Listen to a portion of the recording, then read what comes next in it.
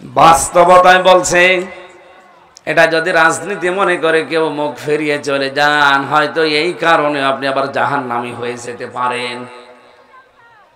বিশ্ববিদ্যালয়ে থাকাকালীন এক দুষ্টু বন্ধু ছিল, এত দুষ্টু, ঢাকায় যাচ্ছে এক ক্রসে চড়ে, হঠাৎ পেটে গন্ডগোল, ডাক দিয়ে বলে, ড্রাইভার গাড়ি থামান, আমি নেমে যাব। ড্রাইভার বলছে, না, এই গাড়ি থামবে না, একবারে সিরাজগঞ্জের গোল চত্বরে থামবে। তোমার যদি বেশি অসুবিধা হয় তো পেছনে বসে বসে আল্লাহ আল্লাহ করো। অবশ্য পেটে আমার গন্ডগোলে কি আল্লাহ আল্লাহ থামে? ওই যে সিটের পেছনে যে পলিথিন থাকে ওইটা দুইটা নিয়েছে, একেবারে পেছনের সিটে সে কেউ দেখে নেই, ওই কাজ করিস। চিন্তা করছে এখানে রেখে যদি নেমে যে আমার বদনাম হবে। পকেট থেকে একটা রুমাল বের করে সুন্দর করে বেঁধেছে, পেছনের জালানার কাঁচ খুলে দিয়ে ফেলে দেবে।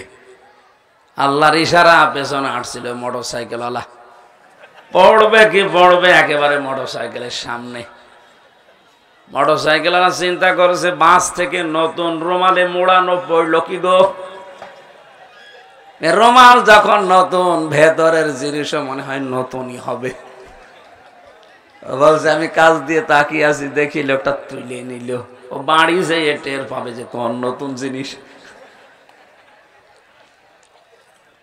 এখানে আমার বলছিল দুষ্টুমি করে, যে দৃশ্য দেখলাম এদেশে আমার পায়খানা পর্যন্ত নিরাপদে নেই।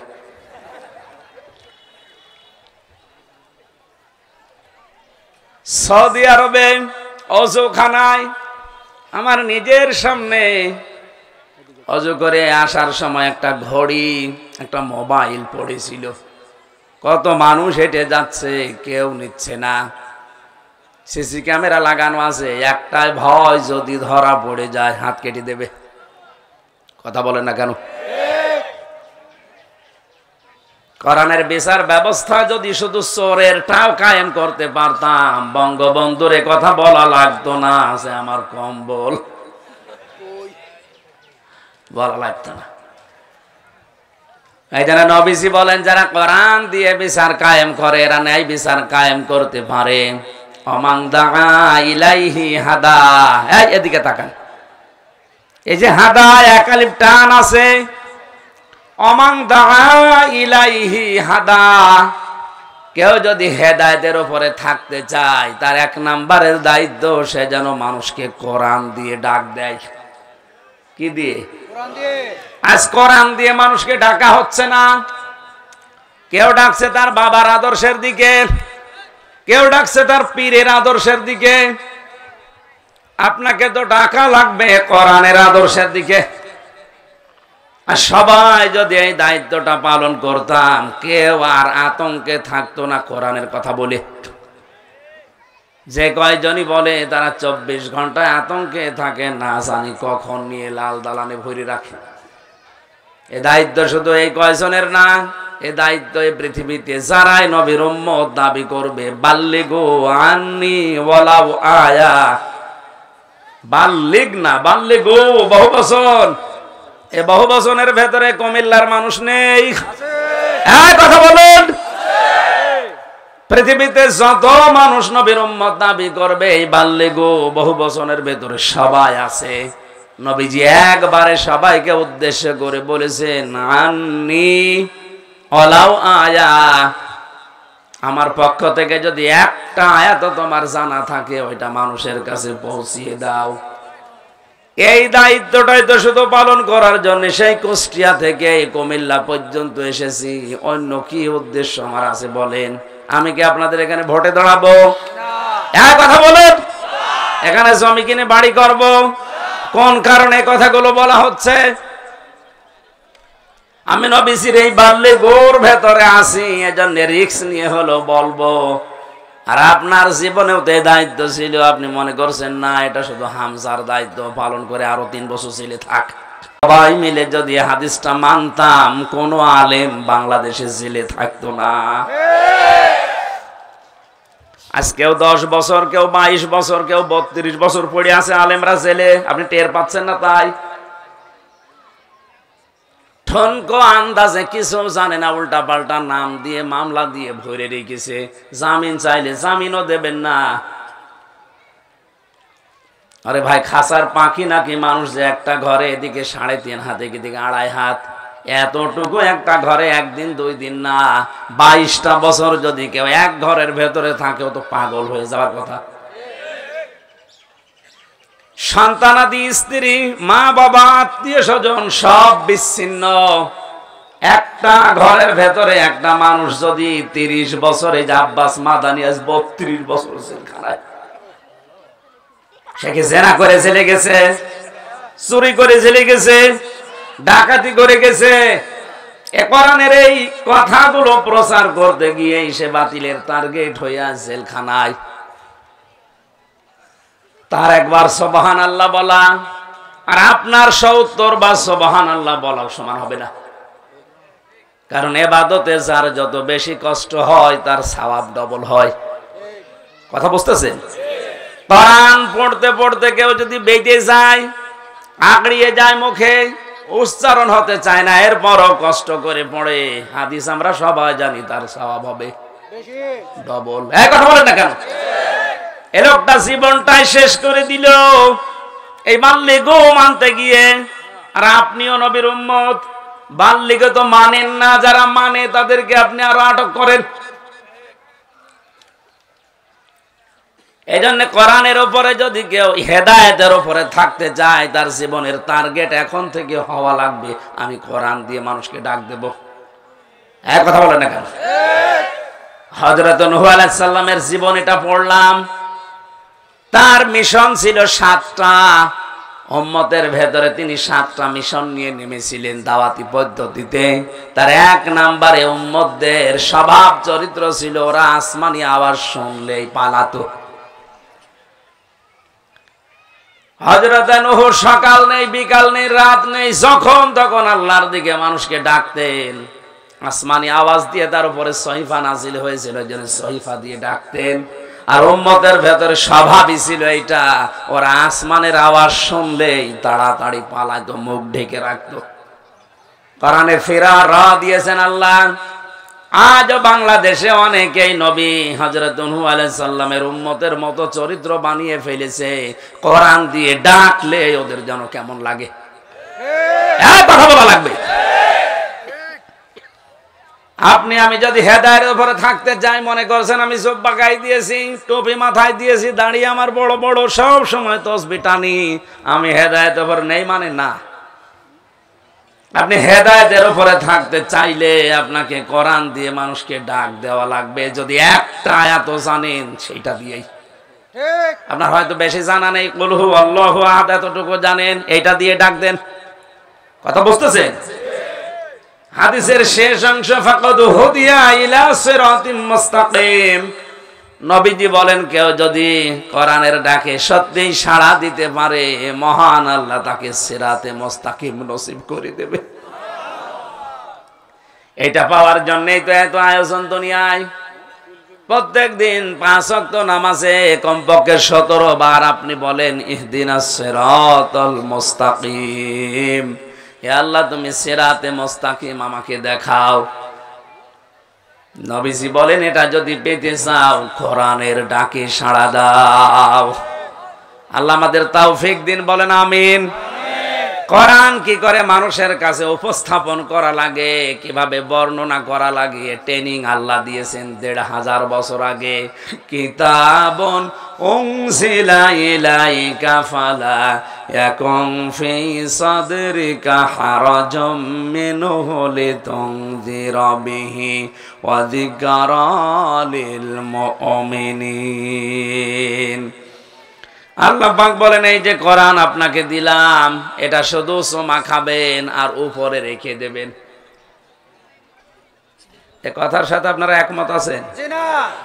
জবাব দেন না কেন? আল্লাহ পাক বলেন, কিতাব আপনাকে আমি দিয়েছি শুধু চুমা খাওয়া, তাবিজ বানানোর জন্য না। এটা দিয়ে আপনি মানুষদেরকে সতর্ক করবেন। কি করবেন? সতর্ক।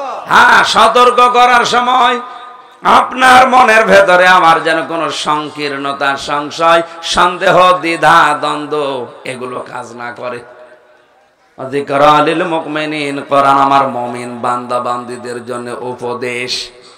আমি হারাজন শব্দের ব্যাখ্যা পেয়েছি তাফসিরে দুইটা। এক নম্বরে কোরআন দিয়ে আপনি সতর্ক যখন করবেন, তখন অনেক মানুষ কোরআনের বক্তব্য না বোঝার কারণে মন খারাপ করতে পারে। এরকম মানুষ দেশে নেই? আছে, মানে এরকম মানুষ এখন বেশি। আল্লাহ যেটা বোঝাতে চায় ওইটা ডাইরেক্ট, ইনডাইরেক্ট বিভিন্ন কায়দায় আল্লাহ মানুষকে উদাহরণ দিয়ে দিয়েও বুঝিয়েছেন। কথা বলতে গেলে যখন দেখেন না এগুলো তো আমার সাথে মেলে না, আমি যে পরিবার চালাই, সমাজ চালাই, রাষ্ট্র চালাই, এর সাথে এর মিল নেই, তখন না বুঝে আন্দাজে মন খারাপ করে। হারাজনের দ্বিতীয় ব্যাখ্যা, হে নবী আপনি যখন কোরআন প্রচার করবেন দেখবেন অনেক মানুষ আবাহমান কাল থেকে বাপ দাদা মুরব্বীদের নিয়ম নীতিকে ইসলাম মনে করে, ধর্ম মনে করে পালন করছে। কোরআনে কারিম যখন প্রচার করবেন, ব্যাখ্যা করবেন, তাফসীর করবেন, ওইগুলো টিকবে না। তার ভেতরে অন্যতম আমাদের দেশে যেটা চলে বেশি, তার নাম জিকির। জিকির আল্লাহর নামে হবে, আল্লাহ বাদে কারো নামে জিকির করা জায়েজ নেই। এমনকি রাসূলুল্লাহর নামেও জিকির হবে না। কেউ যদি ইয়া রাসূলুল্লাহ ইয়া রাসূলুল্লাহ জিকির করে, ওর সওয়াব হবে না, গুনাহ হবে? আপনাদের ভয় করছে? ইয়া রাসূলুল্লাহ বলে কোনো জিকির নেই। আপনি রাসূলের নামে পড়তে পারেন দরুদ।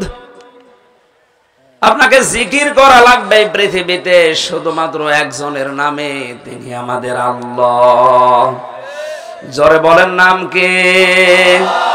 আল্লাহকে ডাকে, পাশাপাশি অন্য কাউকে যদি জুড়ে দেয়, সুরা সূরা ফুরকানের 19 নম্বর পারার 4 নম্বর পৃষ্ঠা 13 নম্বর লাইনে আয়াতটা আছে, মাআল্লাহি ইলাহান আখার। আল্লাহর পাশাপাশি যারা অন্য কাউকে ডাকে, এই কুমিল্লা ব্রাহ্মণবাড়িয়ায় কত মানুষ আল্লাহর নাম জিকির করার পাশাপাশি ডাকতেছে ইয়া আলী বাবা, শাহ আলী বাবা, দয়াল বাবা। এক কথা বলেন না কেন? এগুলো তো ইসলামে নেই, টিকবে না। তখন ওই মানুষগুলো যারা আপনাকে নিয়ে এসেছিল, ওরা হাদিয়া তোফা নজর নিয়াজ দেওয়া দূরের কথা, শেষে তাড়া খেয়ে মরবেন। কথা বলে না কেন? এই জন্য হাজারো জেলায় যাওয়ার পরে দেখি কত মানুষ হাদিয়া দেওয়ার পরিবর্তে তাড়া দেয়। বিশ্ববিদ্যালয়ে যখন ছিলাম সেকেন্ড ইয়ারে, সম্ভবত 12 সালে 13 সালের দিকে, ঝিনাইদহে এক দরবারে নিয়ে গেছে মাহফিলে। আমি জানতাম না ওটা দরবার। যে দেখি পীর সাহেবকে অনেক মহিলারা সেজদা করছে, মেজাজ গেল খারাপ হয়ে। আমারে বলছো হুজুর শিরিকের উপরে কথা বলেন। ঠিক আছে, শিরিক কত প্রকার, কি কি, আমি একটা একটা করে পয়েন্ট আরম্ভ করলাম। শিরিক বিল জাত, শিরিক বিল সিফাত, শিরিক বিল ইখতিয়ারা, শিরিক বিল হুকুক। হক যেটা, ওই হক যদি অন্য কাউকে দেওয়া হয়, সেজদা পাওয়ার হক আল্লাহর, এটা যদি অন্য কাউকে দেওয়া হয় এটা শিরিক। সুতরাং এ দরবারে যেটা চলছে এটা প্রকাশ্য শিরিক। কথা বলেন। পীর সাহেব ওখান থেকে চিৎকার করছে, ওরে নামা, আমার দরবার গেল।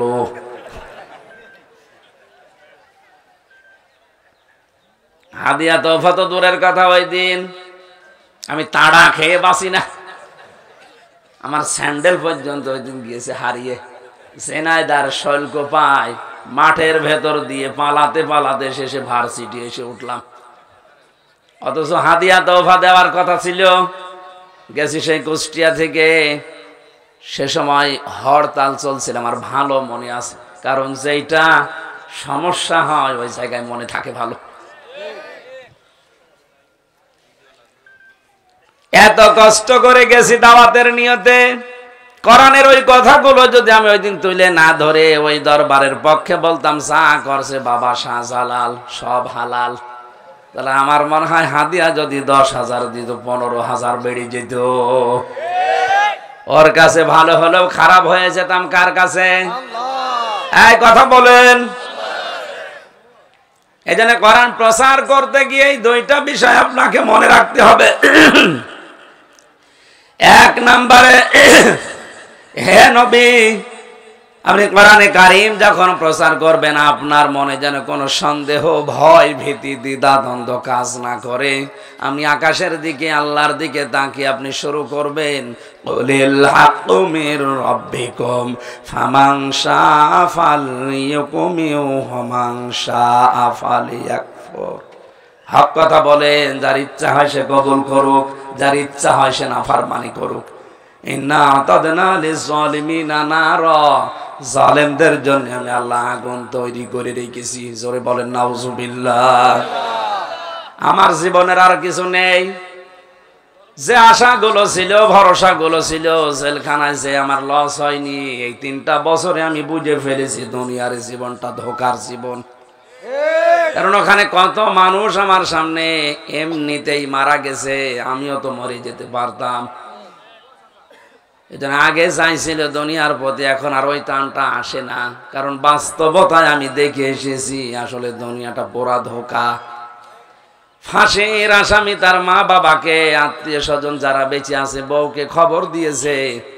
এমনও মানুষ দেখেছি কেউ দেখা করতে পর্যন্ত আসে নাই, বলে দিয়ে দাও। অথচ ওদের জন্য আজ এই লোকটার ফাঁসি হচ্ছে, ওদেরকে আরামে রাখবে এই জন্য ডাকাতি করতে গিয়ে ধরা পড়েছিল। যাদের জন্য আমরা যা করছি এই মানুষগুলো শেষে আমার শত্রু হয়ে দাঁড়াবে।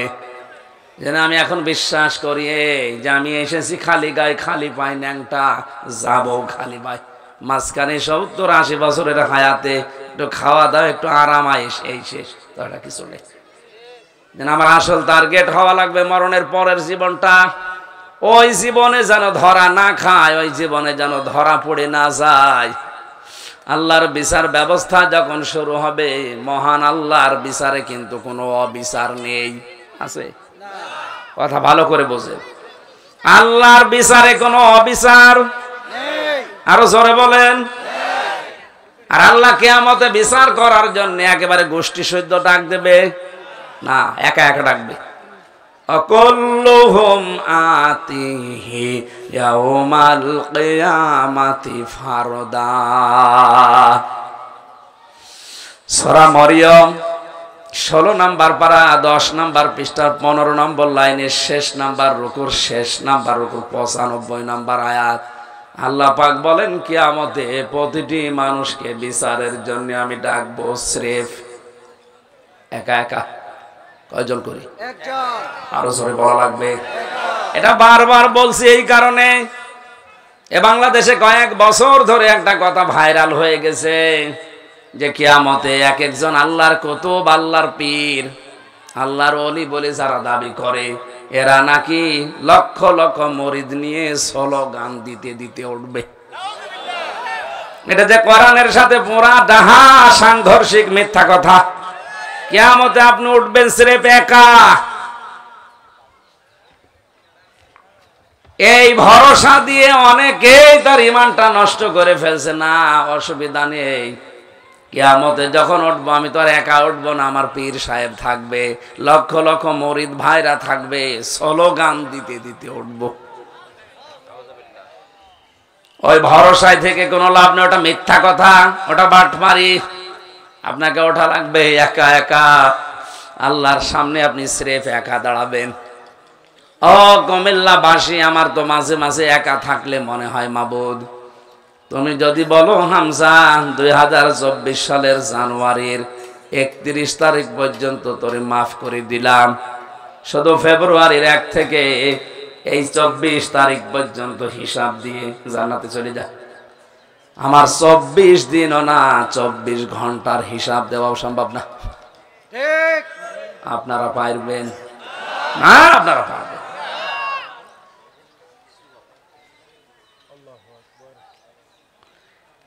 কিয়ামতের কথা আমি কোরআনে যত জায়গায় পড়েছি সেখানে আরো মুরিদ, পীর, ইমাম, নেতা না, আরো কাঠ হবে সব।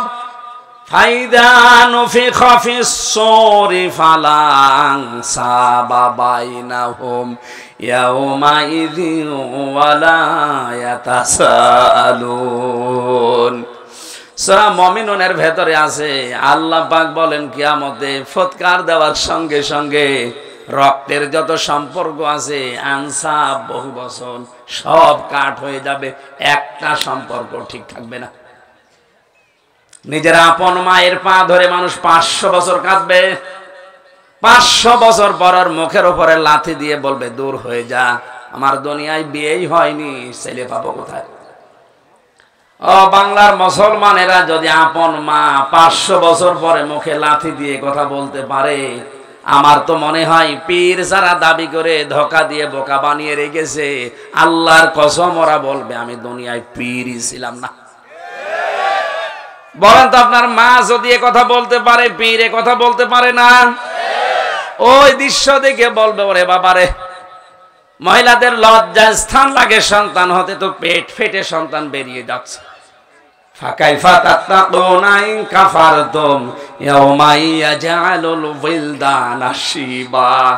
এত কঠিন অবস্থা আল্লাহ তৈরি করবে, ওই সময় যুবক মানুষ বৃদ্ধ হয়ে যাবে। এই দৃশ্য দেখে হাজার হাজার পীরেরা আল্লাহর কসম ওরা বলবে আল্লাহ আমি পীর ছিলাম না, কিসের মুরিদ, ওগুলো কিচ্ছু না। তাফসীরের ভাষা থেকে বলছে ইবনে কাসির, আল্লাহর বিচার ব্যবস্থায় কোনো অবিচার নাই। জবান খোলেন, আরো জোরে বলেন। আল্লাহ যদি ন্যায় বিচার করে কেউ বাঁচতে পারবে না, প্রত্যেকেই ধরা খাবে।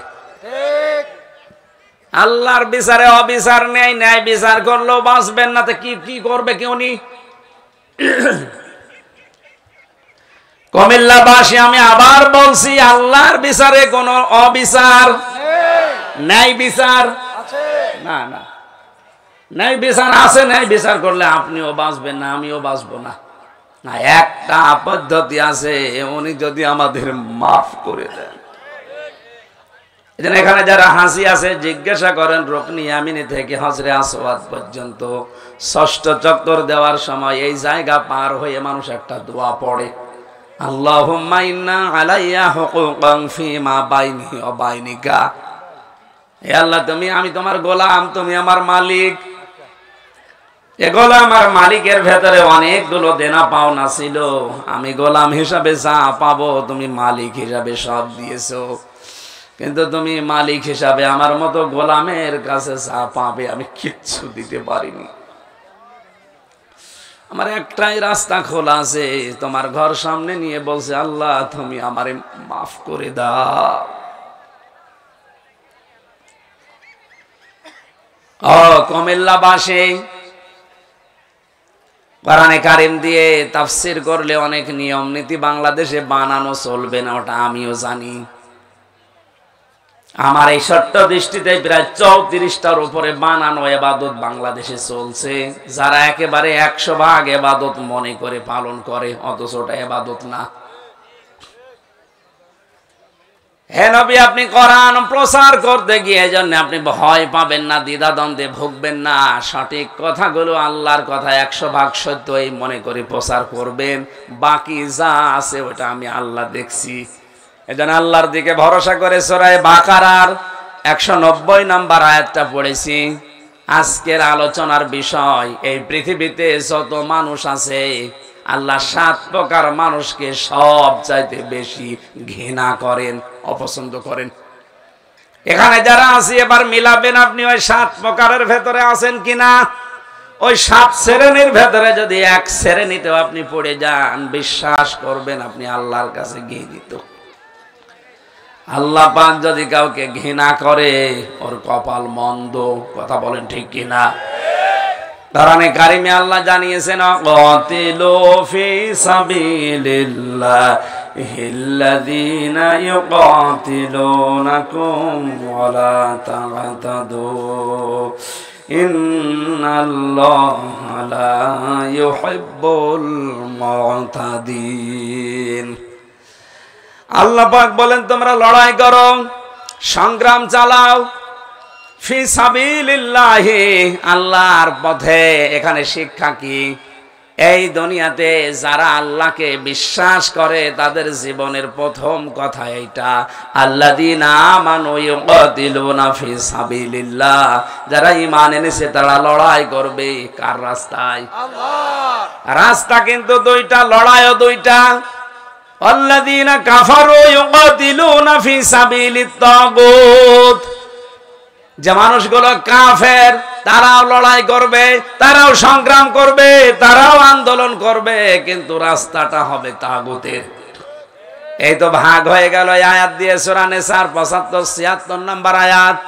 ইমানদারের প্রথম কাজ তারা লড়াই করবে আল্লাহর রাস্তায়, আর বেঈমানের প্রথম কাজ তারা লড়াই করবে শয়তানের রাস্তায়। আল্লাহ পাক বলেন ইকাতিলুনাকুম, হ্যাঁ তারা যদি তোমাদের উপরে হত্যা করে তোমাদেরকে, তোমরাও তাদেরকে হত্যা করবা। এই যে সীমা লঙ্ঘন যেন মানুষ না করে, এই জায়গায় এসে যেন আল্লাহ পরের শব্দে দিয়েছেন ওয়ালা তা'তাদু, সাবধান, বর্ডার ক্রস করবা না, সীমা লঙ্ঘন করবা না। এমনকি জিহাদের ময়দানে যেখানে মানুষ কোপানো হয়, মেরে ফেলা হয়, ওই রকম জায়গায় যেও সীমা লঙ্ঘন করা যাবে না। বাংলাদেশে কতগুলো বর্ডার আছে, সীমানা আছে ভারতে যাওয়ার জন্য, কথা বলেন না কেন? আমার আল্লাহ এই পৃথিবীতে মুসলমানদের জন্যও কিছু সীমানা দিয়েছেন, বর্ডার দিয়েছেন। এই বর্ডার গুলোকেও যদি ক্রস করে, লিমিট ক্রস করলে, বাইরের দেশে গেলে যেমন ভরে আপনার জেলখানায় দেবে, আল্লাহর বর্ডার কেউ যদি ক্রস করে তারও ধরে আল্লাহ জেলখানায় দেবে, তার নাম জাহান্নাম। এক নম্বরে আল্লাহর বর্ডার হচ্ছে মানুষ যেন সীমা লঙ্ঘন না করে। কি না করে? এই পৃথিবীতে যত জাতিকে আল্লাহ ধ্বংস করে দিয়েছে, আমি পুরা কোরআনের ভেতরে প্রায় 9টা পেয়েছি। এই 9টা জাতিকে ধ্বংস করার পেছনে কারণ ছিল তারা সীমা লঙ্ঘন করেছিল। ওয়াইলা সামুদা খাহুম সালিহা ক্বালা ইয়া কওমি ইবুদুল্লাহা মা লাকুম মিন ইলাহিন গায়রু قد جاءتكم بينة من ربكم هذه ناقة الله لكم آية فذروها تأكل في أرض الله إلى آخر آية. এসেছে আলোচক এসেছে?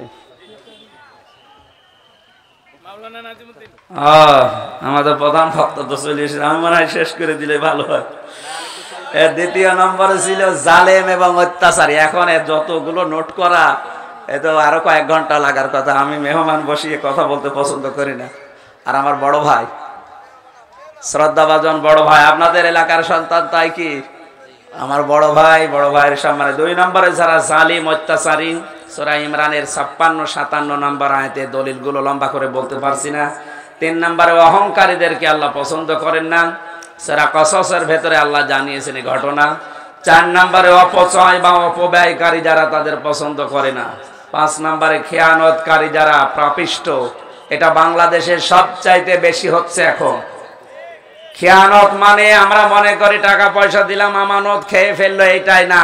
যে যেই চেয়ারে বসার যোগ্যতা রাখে না, তাকে ওই চেয়ারে বসলে আমানতের খেয়ানত হয়। আর সবচাইতে বেশি হচ্ছে এটা বাংলাদেশে। যে যেই বিষয়ে জানে না, পড়াশোনা নেই, তার যোগ্যতা নেই, হঠাৎ করে উড়ে এসে জুড়ে বসেছে ওই চেয়ারে। আরে ভাই, কৃষক যে লোকটা কৃষি কাজ করে সারা জীবন, বা এই কৃষির উপরে যাদের লেখাপড়া, সেখানে তারে বসা। আপনাদের প্রধান অতিথি আসতেছে। 6 নম্বরে ফাসাদ সৃষ্টিকারী, 7 নম্বরে যারা মন্দ কথা বলে, তাদেরকে আল্লাহ পছন্দ করেন না। আল্লাহ আমাদেরকে কোরআনের এই আয়াতটা প্র্যাকটিক্যাল লাইফে মেনে চলার তৌফিক দিন, আমিন।